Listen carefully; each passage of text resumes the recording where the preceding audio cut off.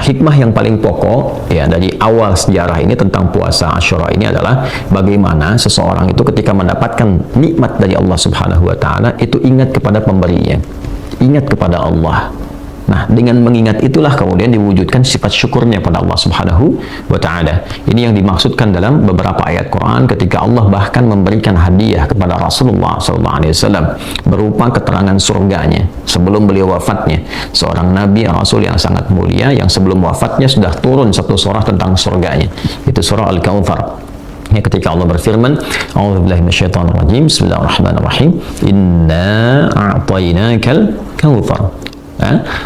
Dengan keagunganku, kata Allah, yang menggunakan ta'zimun nafsi di ta'zimi sya'ni, dengan keagunganku aku akan berikan anugerah, aku tetapkan kepadamu sesuatu yang sangat agung, sangat tinggi nilainya. Kautsar jamaah dari kata kafrah, yang banyak sekali karunia-Nya, banyak kenikmatannya tak terlukiskan ya.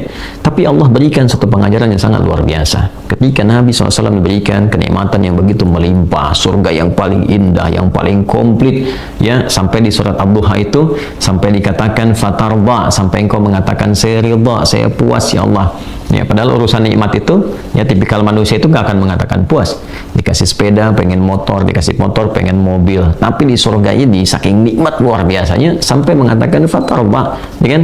Engkau akan mengatakan saya ridha ya Allah, saya puas. Tapi apa adabnya setelah mendapatkan itu? Fasalli li rabbika wanhar. Ya, maka ketika mendapatkan nikmat itu ya bukan sekedar terima kasih, bersyukur, senang, atau merasa sudah mendapatkan jaminan surga lantas berbuat ya apa saja yang diingini, tidak. Tapi Allah melatih adab di situ. Fasalli, maka salatlah, perbanyaklah konektivitas dengan Allah, tersambung, jangan sampai punya hubungan yang tidak baik ya. Baik itu secara fisikal, salat kan menggunakan ya, ibadah itu menggunakan fisik kan ya, wanhar, dan berkurbanlah atau menggunakan ibadah harta ya. Jadi ketika Allah tambahkan harta, diberikan kenikmatan, syukuri dengan harta itu seperti Allah perintahkan ya. Ketika Allah berikan kesehatan, koneksikan diri kita dengan Allah ketika Allah berikan nikmat yang begitu berlimpah. Nah, pelajaran di puasa Asyura ini memberikan kesan yang serupa. Ketika Nabi Musa alaihissalam diselamatkan dan kaumnya dari kejaran bahkan ancaman ya eksekusi dari Firaun dan bala tentaranya itu, maka yang pertama dilakukan apa? Ketika diselamatkan, mereka mensyukuri semua nikmat itu dan mengoneksikan itu dengan Allah Subhanahu wa taala. Ya, membangun hubungan baik dengan Allah. Ini pelajaran besarnya. Jadi jangan sampai ada orang juga menunaikan puasa Asyura tapi lupa dengan Allah. Itu poinnya. Ya, berapa banyak Anda yang diberikan kenikmatan harta oleh Allah? Apakah sudah mengingat Allah atau belum? Bagaimana dengan sholatnya yang walaupun tuh gak usah bayar gitu? Allah sudah kasih Anda rumah yang begitu mewah, mobil yang sangat luar biasa, kehidupan luar biasa. Sampai seringkali Anda bikin konten untuk menunjukkan Anda berhasil ini dan itu, atau Anda tidak bikin pun Anda merasakan kenikmatannya. Tapi bagaimana hubungan Anda dengan Allah yang bahkan tidak menggunakan uang pun kadang-kadang masih malas untuk dilakukan? Maka bertakwalah pada Allah Subhanahu wa taala. Ketika Rasulullah SAW diberikan surga saja, perintah Allah pertamanya apa? Jaga hubungan baikmu dengan Allah, tingkatkan sholatmu. Itu yang menjadikan Nabi bangun malam sampai bengkak kakinya, sampai ketika ditanya oleh Sayyidah Aisyah radhiyallahu taala anha, kenapa mesti begini ya Rasulullah SAW? Ya, kama qalat. Maka apa Nabi yang dijawab oleh beliau SAW? Afala akunu abdan syakura. Itu jawaban indahnya. Apa nggak boleh aku menjadi hamba yang bersyukur? Itu kalimatnya. Ya, apa nggak boleh aku menjadi hamba yang bersyukur? Jadi Nabi mengekspresikan ya sifat syukurnya kepada Allah dengan meningkatkan ibadahnya. Sholat gak bayar, apa nggak boleh ditambah gitu kan? Sementara Allah berikan sesuatu yang bahkan kalau kita kumpulkan amal kita nggak akan sanggup menandingi pemberian Allah itu. Ya, nggak akan cukup. Kalau bukan karena rahmat Allah, itu nggak akan bisa menandingi itu semua. Itu poinnya. Jadi jangan sampai Allah berikan anugerah, ada yang dapat misalnya promosi jabatan, Masya Allah ya, teman-teman dapat promosi jabatan di birokrasi kah, di institusi kah, di militer kah, TNI, Polri-nya, di birokrasi misalnya dan sebagainya. Nah, ingat, kalau SK-nya bukan dari Allah yang menghendaki, nggak akan jadi itu, ya kan? Dengan jabatan itu sudah kenal Allah belum? Sudah tersambung belum? Ini poinnya. Jadi bukan sekedar babnya Anda menahan lapar, haus dari mulai subuh sampai dengan datang maghrib, tidak. Bagaimana ibadahnya meningkat nggak? Minimal sholatnya. Nah, ini pun demikian dengan diberikan nikmat harta, nikmat pengetahuan. Jaga hubungan dengan Allah. Sholat. Bagaimana baca Qurannya? Baru kemudian masuk kepada bab hartanya, bagaimana sedekahnya dan sebagainya. Itu poinnya. Jadi ini dasar pertama kali yang ingin saya sampaikan, bahwa ada tradisi-tradisi baik yang diakomodir, tapi pesan moral dan hikmah yang dibawa dari situ adalah bagaimana membangun kedekatan dengan Allah Subhanahu wa Ta'ala. Ini dasar pertamanya ya, sebelum kita bicara ke teknisnya. Jadi saya senang membahas itu lebih runtut, lebih dalam, sehingga kita bisa mendapatkan secara komprehensif pemaknaan dari setiap ibadah yang kita lakukan. Ini poin dasarnya. Kemudian juga di sini ada pesan-pesan yang cukup menarik ya. Ketika ada tradisi-tradisi yang baik, yang punya value baik, tidak bertentangan dengan syariat yang dibawa, yang diperkenalkan dan dicontohkan serta dituntunkan dalam Islam, maka di situ tidak terpalak untuk dilakukan. Ya, apalagi bila ada nilai-nilai itu yang menguatkan ibadah-ibadah dalam Islam. Ya, contohnya tadi puasa Asyura. Ya, kemudian nanti ada hal-hal yang lain-lain lagi. Ada yang sifatnya pada aspek sosial ya, seperti laqab misalnya kunyah itu Abu ya, Nabi Muhammad SAW itu disebut dengan Abul Qasim ya, nanti ada Abu Talib ya, dan seterusnya. Kenapa menggunakan Abu? Itu tradisi jahiliyah awalnya.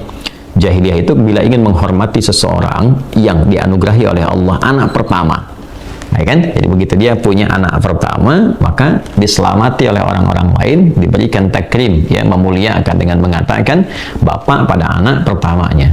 Misalnya anak pertama Rasulullah SAW Al-Qasim, maka dikenal dengan Abul Qasim ya. Kemudian juga ada misalnya beberapa yang lain, ada yang disebut dengan Abu Talib misalnya kan, dan turunan-turunan yang lainnya. Itu bukan nama asli, tapi menunjuk pada kunyah pada anak yang pertama. Nah ini sebetulnya bukan dari syariat Islam pada mulanya, tapi ketika itu punya nilai yang baik, sebuah penghormatan yang baik, tradisi yang baik, maka dipertahankan sampai dengan kekinian.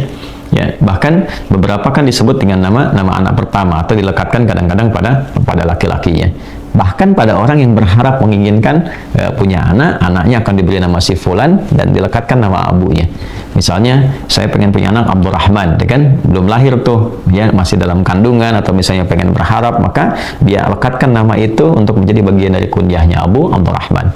Itu sebetulnya bukan tradisi yang langsung dari Islam, tapi tradisi yang sudah ada sejak zaman jahiliyah. Value-nya dilihat baik, kemudian di situ diakomodir dan diterapkan dalam kehidupan. Dan itu tidak harus menunjukkan menjadi Islami, tidak. Justru menunjukkan kepada sifat-sifat baik yang harus dilestarikan.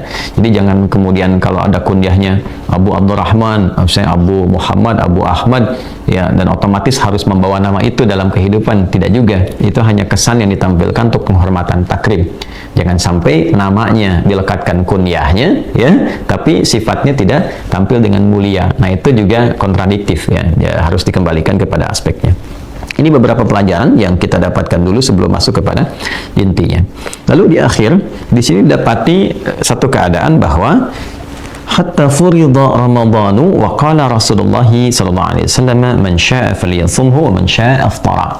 Sampai kemudian tibalah difardukannya, diwajibkannya puasa Ramadan, maka Nabi SAW mengambil sikap untuk menyampaikan kepada umatnya pada masa itu, siapa yang ingin meneruskan puasa Asyura silakan lakukan, siapa yang ingin juga tidak berpuasa di hari itu tidak jadi masalah ketika ada Ramadan.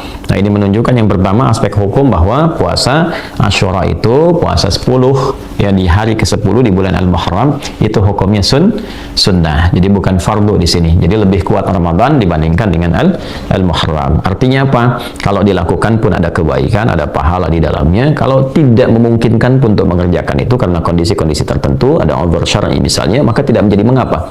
Tidak menjadi beban dosa dan tidak harus diqadha. Jelas ya? Ini gambarannya. Jadi kalau ada yang bertanya bagaimana statusnya puasa Asyura itu, baik dia sunnah.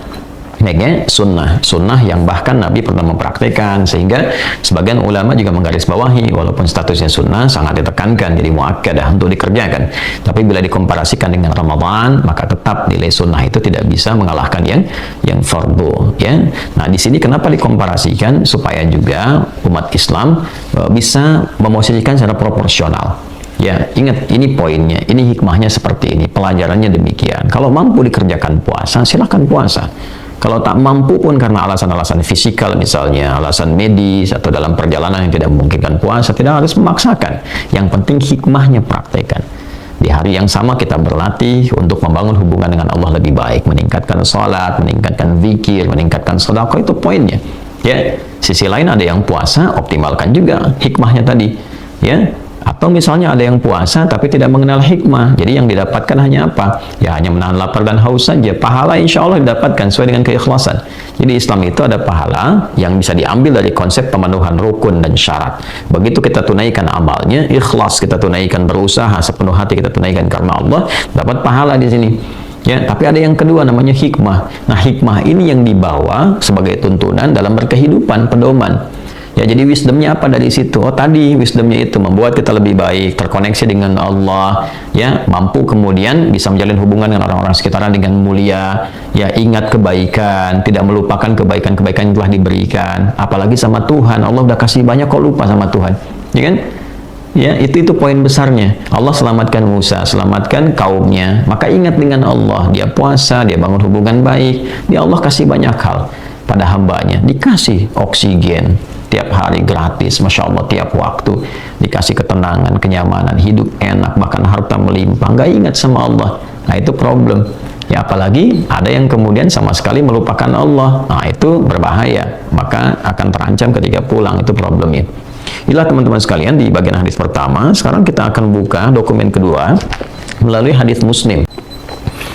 Baik, bismillahirrahmanirrahim. Apa hadisnya? Dari Sayyidah Aisyah radhiyallahu taala anha, di sini disampaikan qalat, beliau menyampaikan, kanat Quraisyun tasumu Ashura fil jahiliyah wa kana Rasulullah sallallahu alaihi wasallam yasumuhu falamma hajara ila al-Madinati samahu wa amara bisiyamihi falamma furida syahru Ramadhan qala man syaa'a samahu wa man syaa'a tarakahu. Nah, ini ya, lebih jelas kalimat yang disampaikannya mengonfirmasi dokumen yang pertama tadi yang disampaikan dari Sahih Al-Bukhari. Di sini diutarakan kanat Quraisyun tasumu Asyura, ya, adalah suku Quraisy itu yang sudah terbiasa menunaikan puasa Asyura fil jahiliyah, di era jahiliyah. Jadi kalau disebutkan Quraisy kan bermukimnya di Mekah, ya kan, sebelum Nabi SAW hijrah ke Al-Madinah, ya. Wa kana Rasulullah SAW yasumuhu, dan adalah juga Nabi SAW menunaikan puasa Asyura itu. Jadi sebelum hijrah ke Al-Madinah Al-Munawwarah atau ke Yathrib sebelumnya juga beliau sudah menunaikan puasa Asyura. Ini pada keterangan yang pertama.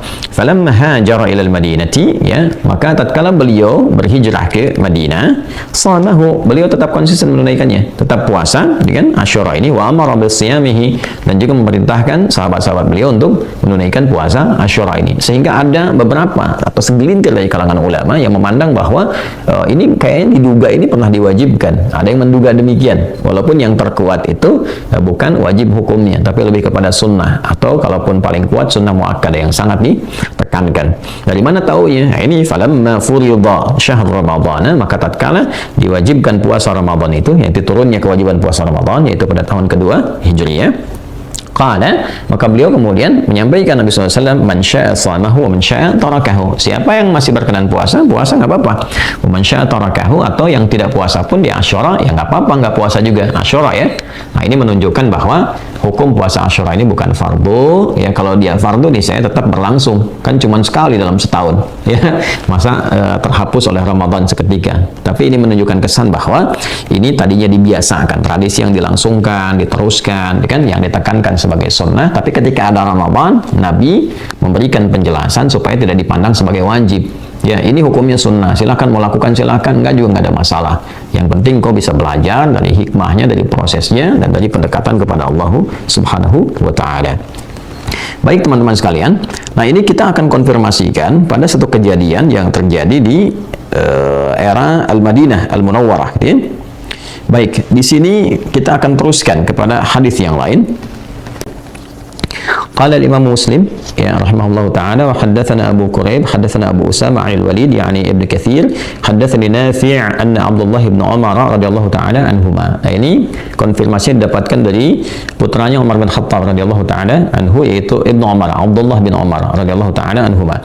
Haddatsahu annahu sami'a Rasulullah sallallahu alaihi wasallam, bahwa beliau mendengar Rasulullah sallallahu alaihi wasallam yaqul, pernah bersabda, fi yaumi Asyura, tepat di hari 10 Al-Muharram itu, inna hadza yaumun kana yasumuhu ahlul jahiliyah faman ahabba an yasumahu falyasumhu wa man ahabba an yatrukahu falyatrukhu. Baik, ini konfirmasi yang tadi saya sampaikan. Jadi Nabi SAW menegaskan bahwa hari ini, ya, adalah hari yang orang-orang jahiliyah itu, maksud suku Quraisy yang tadi dimaksudkan di hadis sebelumnya, menunaikan puasa. Jadi Di hari ini ada tradisi orang-orang jahiliyah itu berpuasa. Maka kata Nabi, maka siapa yang menginginkan juga puasa, senang puasa di hari ini, silakan puasa.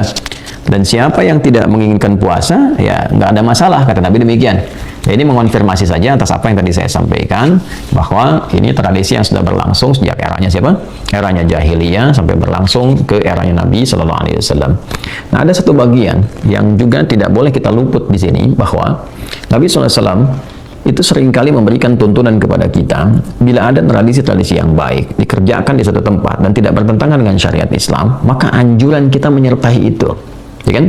Supaya apa? Memberikan kebahagiaan, kesenangan dan penerimaan ya kepada nilai-nilai yang berlangsung di sana, dan kita pun ikut di dalamnya, sehingga di situ terjadi guyub, kebahagiaan, kesenangan, tidak terasa asing, gitu kan? Kalau memang tidak bertentangan dengan syariat, ikut. Ya, misal di wilayah Anda misalnya ada satu kegiatan yang sudah berlangsung, nggak ada bertentangan dengan syariat Islam, apalagi nilai-nilai kebaikan, ya kan? Apakah itu misalnya taruhlah kegiatan-kegiatan sifatnya olahraga atau sifatnya kebersihan yang mungkin Anda bisa hadir di dalamnya, ya kan? Atau hal-hal yang umum yang tidak ada juga pertentangannya dengan syariat misalnya, ya kan? Nah, ketika itu hadir dan Anda masuk sebagai orang baru misalnya di dalam wilayah itu dan tidak ada pertentangannya, maka disarankan dalam Islam itu untuk hadir bersamai di situ, supaya suasananya hidup, suasananya guyup, tenang, tentram, kedamaian didapatkan. Itulah syariat, itulah Islam. Ya, jadi itu cara menatapnya demikian.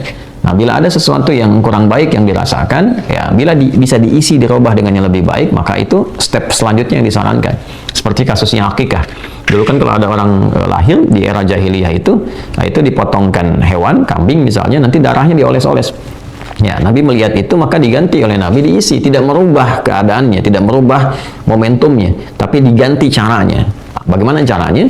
Maka disembelihkan dengan nama Allah, kan, Bismillahirrahmanirrahim, dagingnya dibagi, jadi nggak usah dicoretin lagi. Nabi jelaskan kan, apa faedahnya mencoret-coret ini? Ya, hanya menimbulkan kotoran, mungkin mendatangkan juga penyakit dan sebagainya.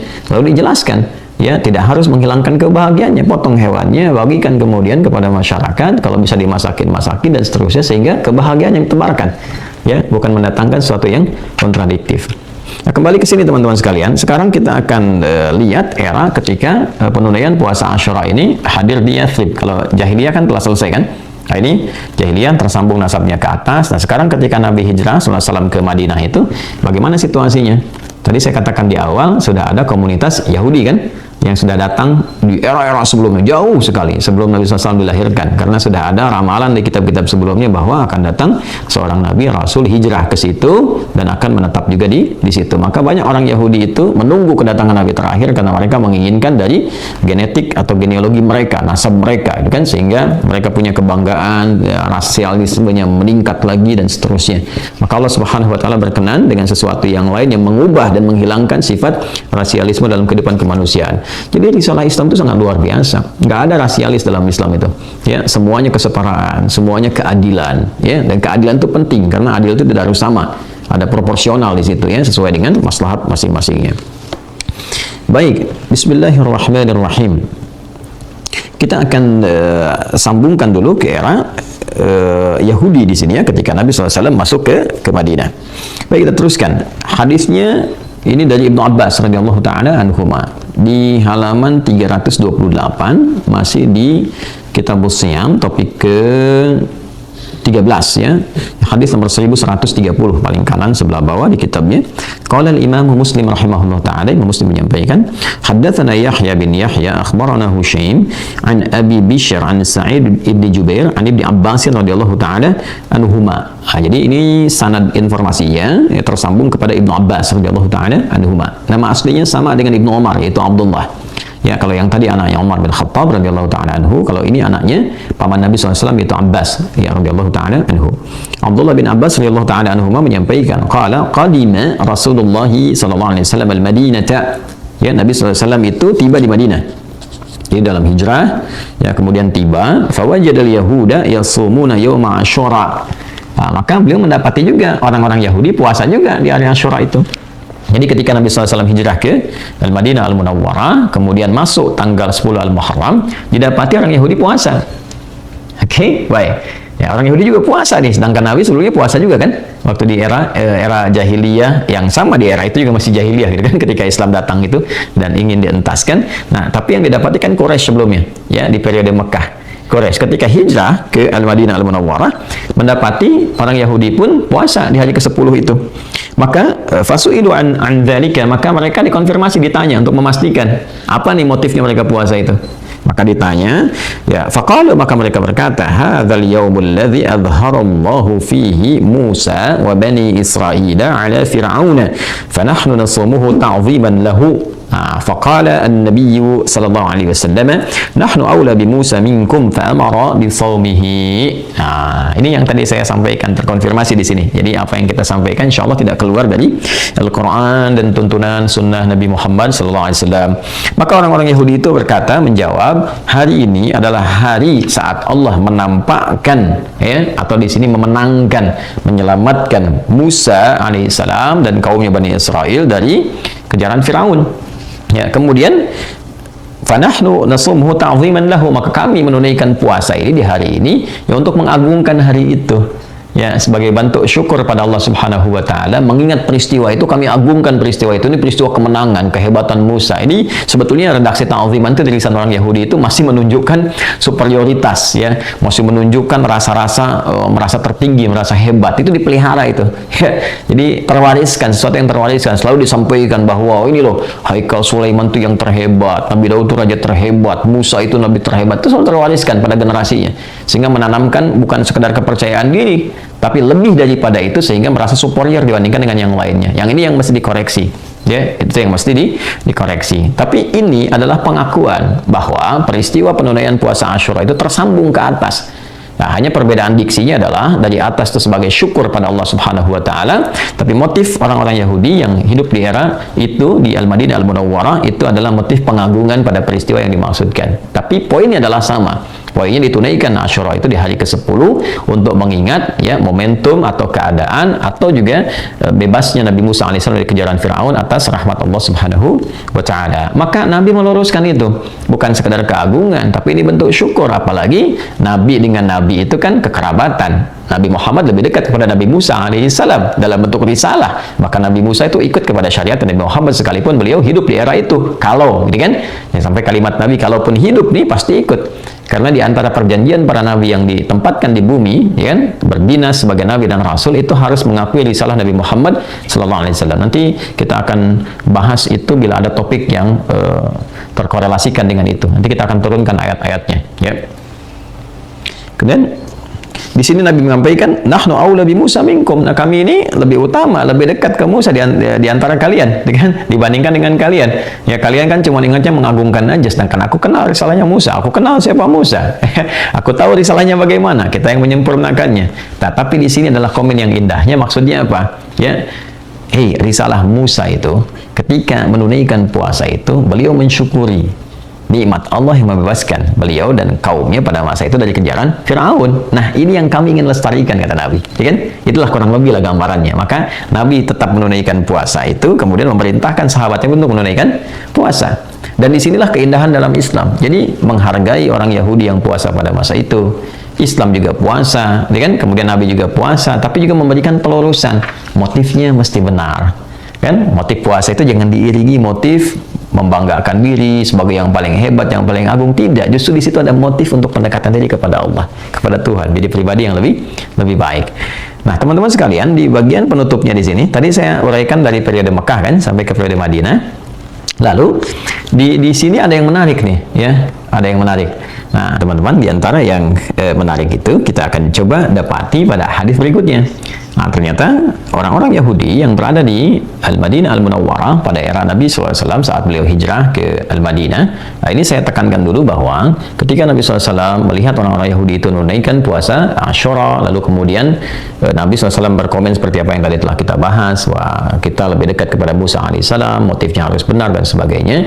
Itu dalam konteks bahwa puasa Ramadan belum diturunkan syariatnya, belum diwajibkan. Ya, karena nanti diwajibkannya pada tahun kedua hijrah. Jadi urutannya dari Mekah Nabi ya, mendapati suku Quraisy sudah puasa, Nabi pun puasa. Kemudian dengan penjelasan telah diuraikan. Lalu setelah itu hijrah ke Yathrib atau Al-Madinah dengan Al-Munawwarah, mendapati juga Yahudi puasa di hari yang sama, di bulan yang sama ya, yaitu di 10 Al-Muharram atau di momentum Ashura. Maka dikonfirmasikan kepada mereka, mendapati jawaban, dan tadi telah saya uraikan penjelasannya. Dan di waktu itu belum masuk kepada tahun 2 Hijriah ya, saat puasa Ramadan itu diwajibkan. Nanti ketika masuk bulan Sya'ban ya, kemudian puasa Ramadan juga sudah diwajibkan, maka saatlah Nabi SAW memberikan komentar siapa yang sudah menunaikan puasa Ramadan ini, atau sudah masuk di bulan Ramadan, atau sudah berlaku kewajiban Ramadan di tahun itu, maka puasa Asyura itu menjadi pilihan. Mau dilakukan silahkan, tidak juga nggak ada masalah. Yang penting hikmahnya didapatkan dengan sempurna dan bisa diimplementasikan dalam kehidupan. Kita masuk pada aspek yang sangat menarik di sini.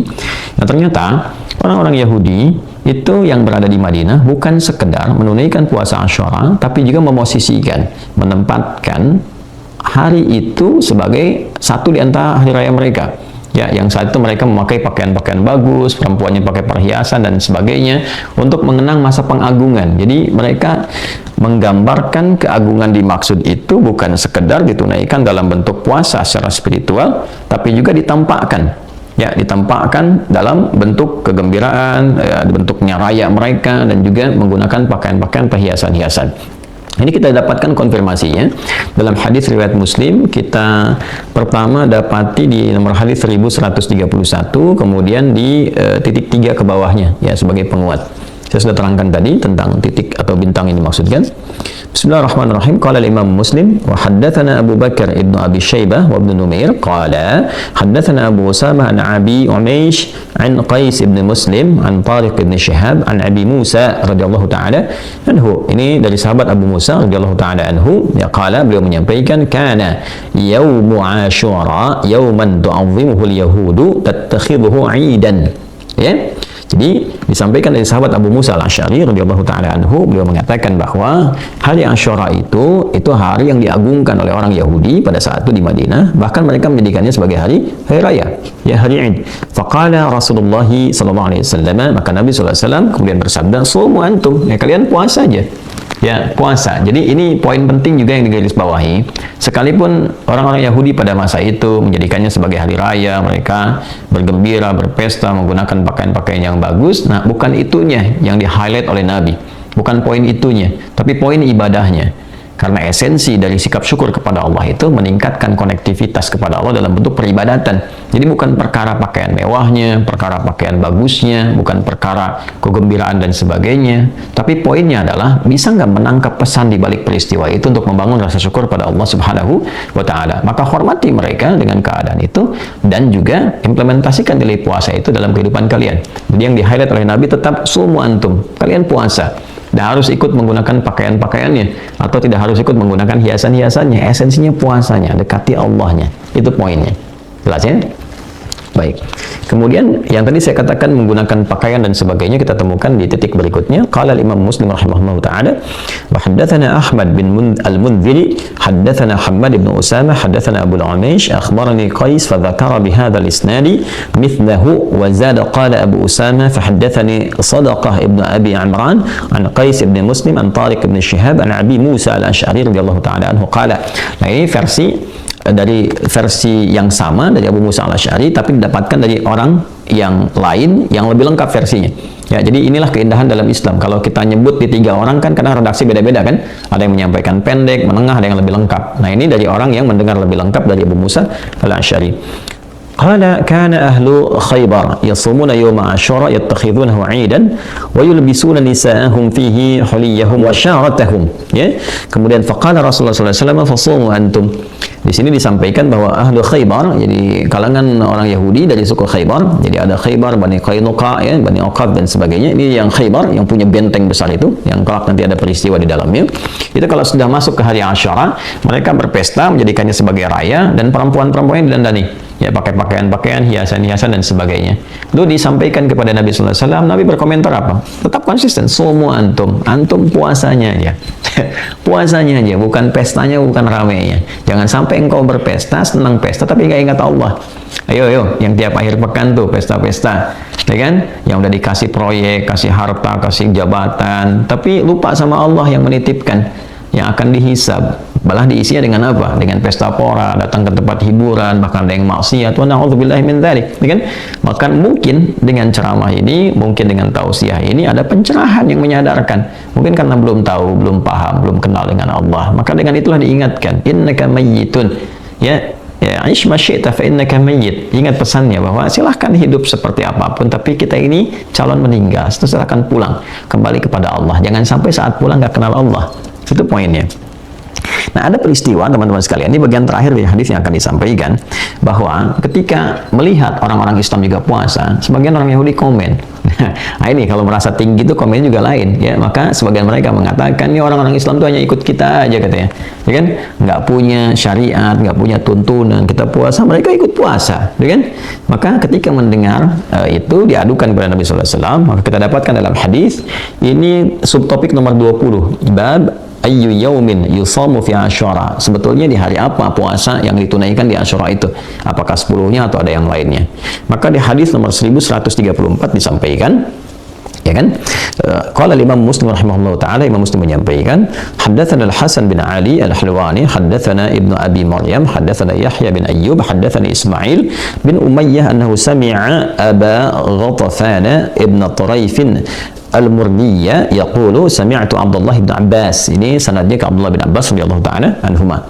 Yaqulu, beliau berkata, hina shama Rasulullah sallallahu alaihi wasallam yaum Asyura wa amara bisiyamihi. Ketika Nabi sallallahu alaihi wasallam menunaikan puasa Asyura dan memerintahkan para sahabat menunaikan puasa itu juga, qalu, mereka kemudian menyampaikan, ya Rasulullah, wa ya Rasulullah, innahu yaumun yu'azzimuhu al-yahudu wan nasara. Maka para sahabat mengonfirmasikan, karena ada kejadian tadi yang saya sampaikan, ya Rasulullah, itu hari itu diagung-agungkan oleh Yahudi dan juga diikuti oleh Nasrani. Bagaimana kami bersikap? Maksudnya di hari ke-10 itu bukan hanya puasa, tapi mereka menjadikan Id, mengagungkannya, ya. Kemudian berkomentar seperti tadi yang disampaikan, itu nanti dalam riwayat lain, ya, kita akan temukan karena waktu kita terbatas.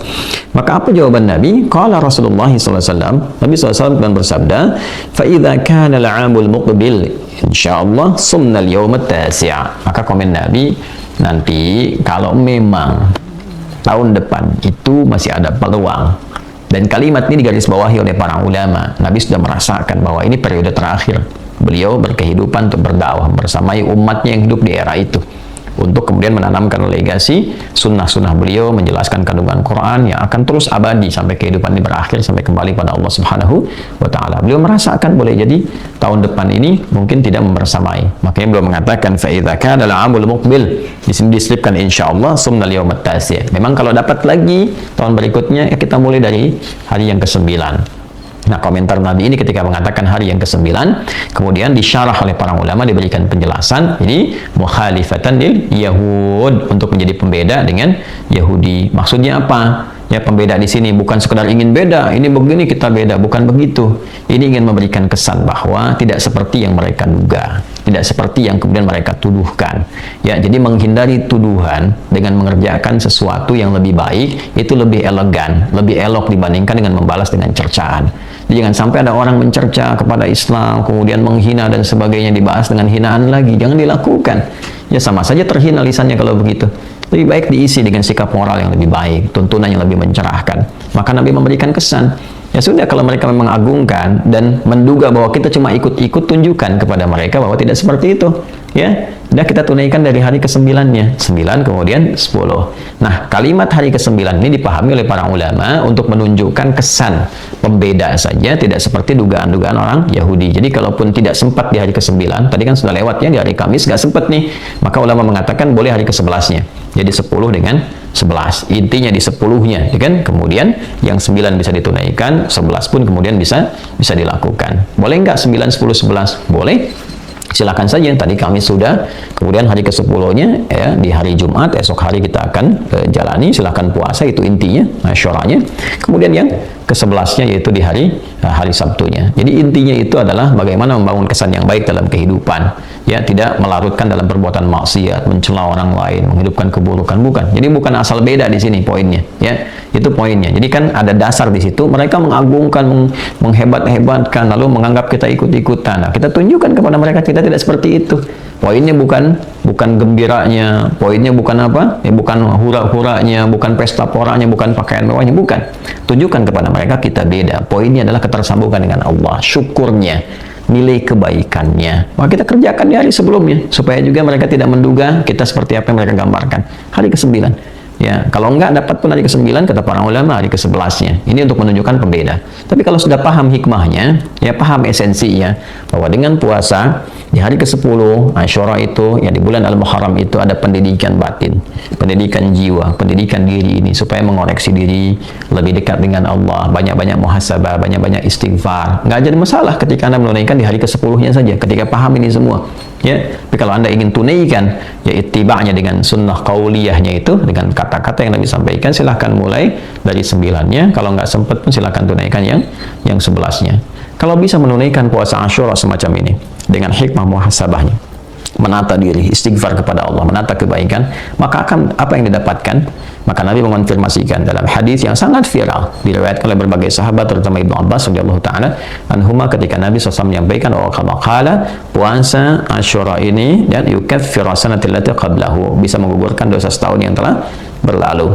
Ya, setahun ini tentunya kalau diistighfari, banyak dimuhasabahi, ya. Apalagi kalau kita mencoba untuk melampaui itu semua ke belakang, dari sejak balik, ingat lagi bagaimana hubungan dengan Allah, salatnya, baca Qur'annya, kemudian juga yang lain-lainnya, hubungan dengan manusia, dengan orang tua, dengan kerabat dan sebagainya. Kemudian kita koreksi diri di situ untuk mendekatkan diri kepada Allah, berniat membangun kebaikan. Maka ini yang menjadikan diri kita lebih baik. Maka keberhasilan puasa Asyura ini adalah hadirnya sikap transformatif berupa baik itu karakter moral yang baik yang mengantarkan pada karakter kinerja yang mulia. Dia menjadi pribadi yang lebih baik, pribadi lebih mulia, pribadi yang mencerahkan dan membangun hubungan yang berkesan dengan siapapun yang berinteraksi dalam kehidupan. Itulah teman-teman tentang puasa Asyura. Kali ini edisi spesial, kita hanya akan berhenti di saat ini saja dan sudah akan tiba waktu Isya. Semoga Allah Subhanahu wa taala merahmati kita, membersamai kita dalam kebaikan, menuntun kita sampai husnul khatimah dalam keadaan yang baik, dan memberi kesempatan untuk menunaikan puasa Asyura ini dengan segala hikmah yang bisa kita implementasikan sebagai hamba Allah yang baik dalam kehidupan. Teman-teman, sebelum saya tutup, saya tidak bosan mengingatkan untuk meningkatkan amal soleh kita. Ada peluang teman-teman untuk melengkapi amal soleh ini dengan berwakaf melalui pesantren Miran Ma'had Islam Rafiah Akhir, khususnya untuk melengkapi, menyempurnakan asrama dan masjid yang kita akan optimalkan di 2 bulan ini agar dapat diselesaikan dengan baik. Teman-teman bisa salurkan ke rekening Bank Syariah Indonesia, BSI Bank Syariah Indonesia, nomor 111 3 kali satunya 111 4444 142 111 atas nama Yayasan Ma'had Islam Rafiah Akhir. Demikian, semoga berkenan. Allahumma taqabbal minna innaka antas sami'ul alim wa tub 'alaina innaka antat tawwabur rahim. Allahumma barik lana fi umurina wa fi amrina waj'alna min ibadikas salihin waj'al baqiyata hayatina hayatan thayyibah wa akhir wafatina husnul khatimah. Wa sallallahu ala nabiyyina Muhammad wa ala alihi wa sahbihi ajma'in. Wa akhiru da'wana subhanakallahumma wa bihamdika nashhadu an la ilaha illa anta nastaghfiruka wa natubu ilaik. Alhamdulillahirabbil alamin. Assalamualaikum warahmatullahi wabarakatuh.